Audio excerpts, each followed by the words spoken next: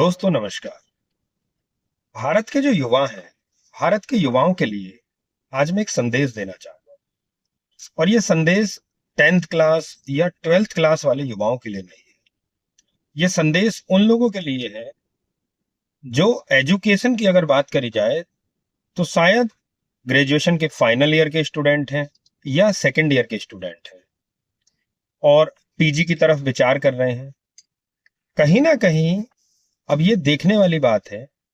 कि भारत का जो एजुकेशन सिस्टम है वो वर्ल्ड में उसकी जो प्रतिष्ठा है, यदि वो कुछ कोर्सेज को छोड़ दिया जाए तो इंडिया का एजुकेशन सिस्टम अब बहुत ज्यादा मजबूत नहीं है और ग्लोबली आपके लिए बहुत अच्छे अवसर पैदा नहीं करता है। उसका कारण यह है कि भारत आज भी जिस एजुकेशन सिस्टम को अपनाए हुए है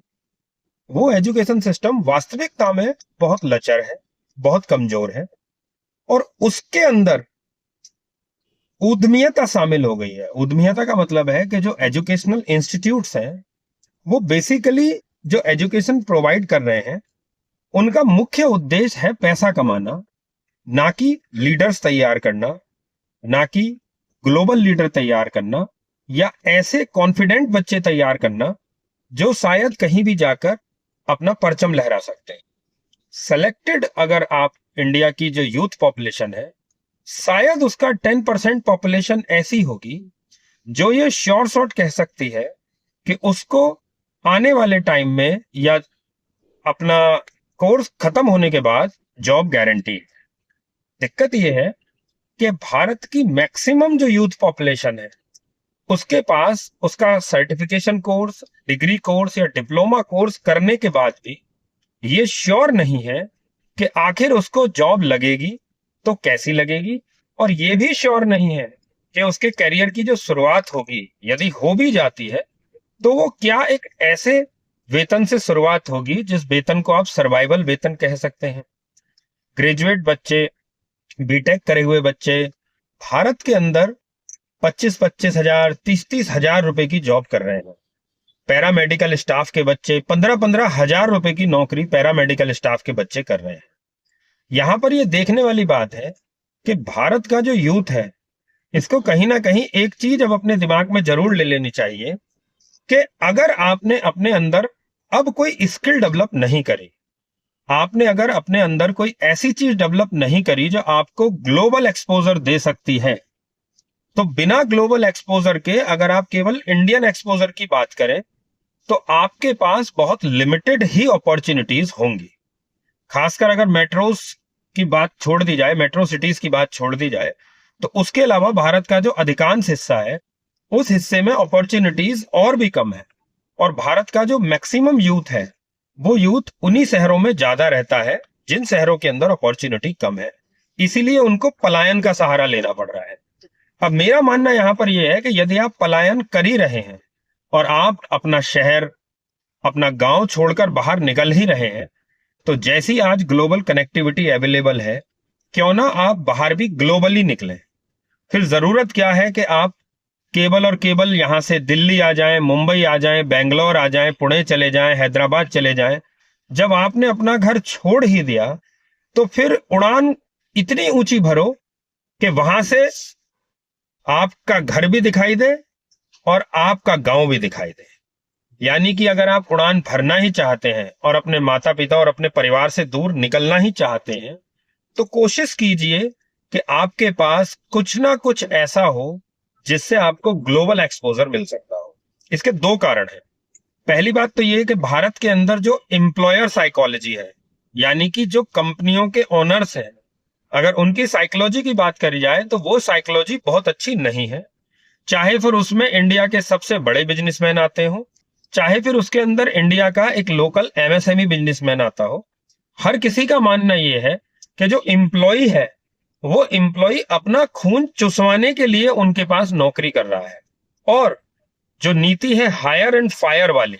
कि हम किसी को कभी भी हायर करें और हम कभी भी फायर करें, ये नीति आपके टैलेंट के ऊपर है उनके लिए। आपका टैलेंट कोई मायने नहीं रखता है, आपका एक्सपीरियंस कोई मायने नहीं रखता है। अल्टीमेटली एक बिजनेसेस के लिए ये मायने रखता है कि आप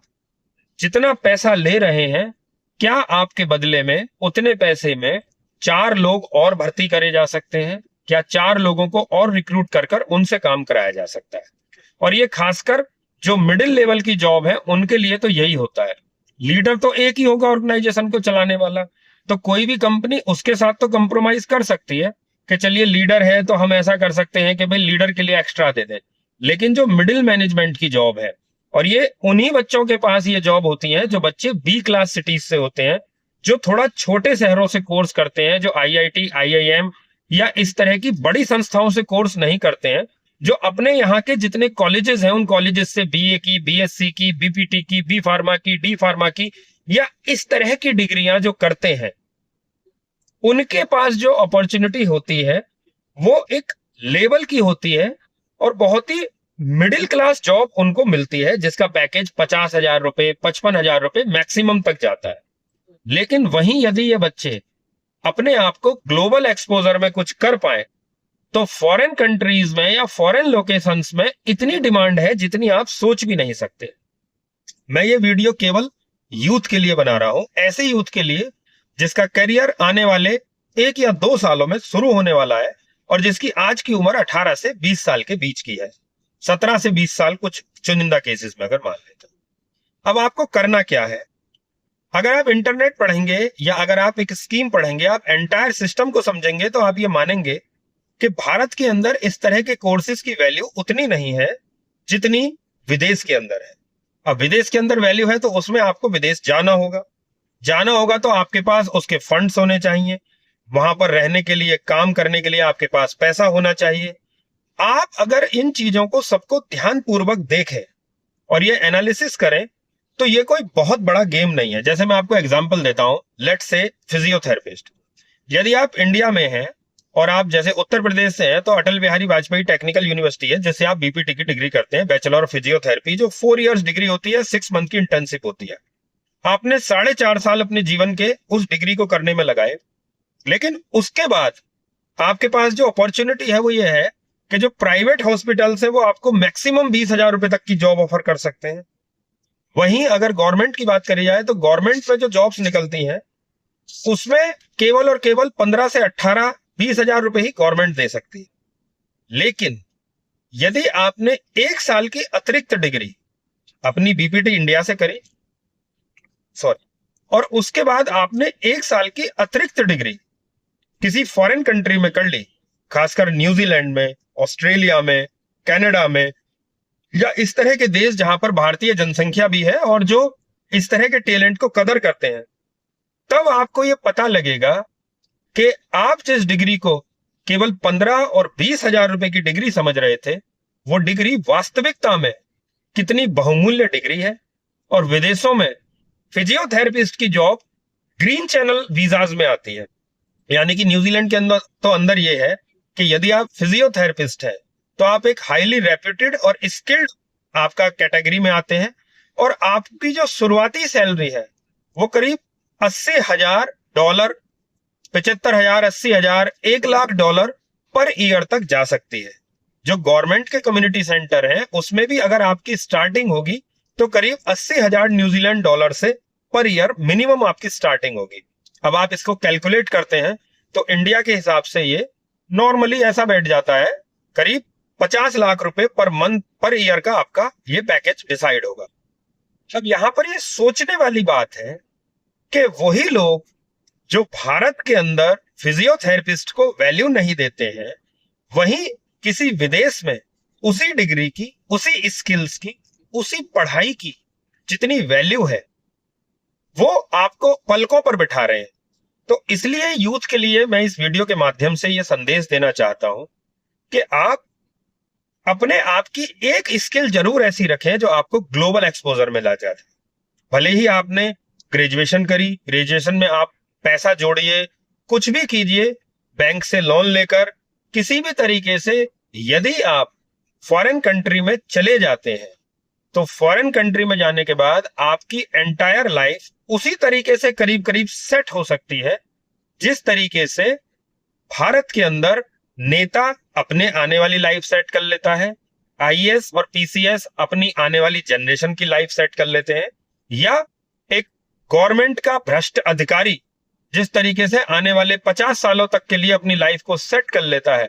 उसी तरीके से आप बिल्कुल एक नंबर में बहुत ही रेस्पेक्टफुली, 1 रुपया भी आपके पास भ्रष्टाचार का नहीं होगा, टैक्स फ्री इनकम आपकी मानी जाएगी वहां पर।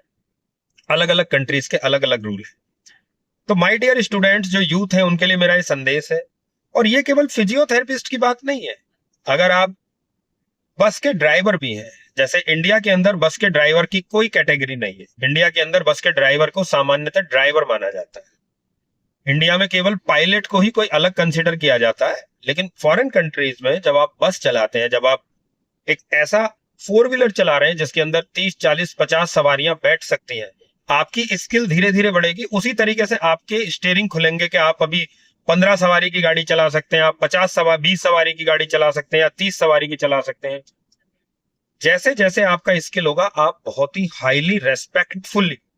लोगों की नजरों में बनेंगे कि आप 50 लोगों को लेकर जा रहे हो। उन 50 लोगों की जो लाइफ है, उनका जो जीवन है, वो आपके ऊपर डिपेंड करता है। तो माय डियर यूथ, थोड़ा सा हमें कहीं ना कहीं अपने आप को इस जातिवाद, इस धर्मवाद, राजनीति से आपको कोई लेना देना नहीं होना चाहिए। आप लोगों ने पिछले कुछ समय में वो रील्स भी देखे होंगे, वो मीम्स भी देखे होंगे, आपने सब पार्टियों की स्थिति भी देखी होंगी। पार्टी चाहे कोई हो, चाहे बीजेपी हो, चाहे कांग्रेस हो, चाहे आम आदमी हो, बीएसपी हो, एसपी हो, कोई भी हो, ये सभी पार्टियां केवल और केवल अपना हित साधती हैं। आपको कॉन्स्टिट्यूशनल पावर्स पता होनी चाहिए, आपके पास कॉन्स्टिट्यूशनल राइट्स होने चाहिए, आप एजुकेटेड होने चाहिए, और आपके अंदर आत्मविश्वास होना चाहिए। ये पार्टियां, जो मोदी जी कभी कुछ कहते थे आज कुछ है, आम आदमी पार्टी कभी कुछ कहती थी आज कुछ है, कांग्रेस कुछ कहती थी आज कुछ है, वो सभी, ये सब ऐसे ही चलता रहेगा। इसके चक्कर में आपको अपना लाइफ, अपना जीवन बर्बाद करने की कोई आवश्यकता नहीं है। और एक सबसे बड़ी बात, कोई भी यूथ जिसको ये लगता है कि हाँ मेरे अंदर इतनी कैपेसिटी है, या मैं इस तरह के माहौल में हूं कि मैं वहां जा सकता हूं, तो आपको निश्चित रूप से जाना चाहिए। एक इंसान के रूप में यदि आपका जन्म है, और उसके बाद आपने हवाई जहाज नहीं घूमा, आपने विदेश की धरती नहीं घूमी, आप कभी फॉरेन कंट्री गए नहीं, तो फिर इन चीजों का कोई महत्व नहीं है। आप जाइए, एक्सपोजर कीजिए। 20 साल से लेकर और करीब 40 साल की उम्र एक ऐसी उम्र है जिसमें आप जीवन में रिस्क ले सकते हैं, आप आगे बढ़ सकते हैं, और जब 40 साल होंगे तो आप एक ऐसे मुकाम पर बैठे होंगे कि वहां से अगली जिंदगी आप बहुत आसानी से काट सकते हैं। Thank you so much. Video को लाइक कीजिए, अपने फ्रेंड्स के साथ शेयर कीजिए, चैनल को सब्सक्राइब कीजिए, क्योंकि जब आप मुझे सब्सक्राइब करेंगे तो उसी तरह की मोटिवेशनल और ज्ञानवर्धक वीडियो मैं आपको दूंगा। Thank you so much guys, have a nice day, good bye, जय हिंद, जय भारत।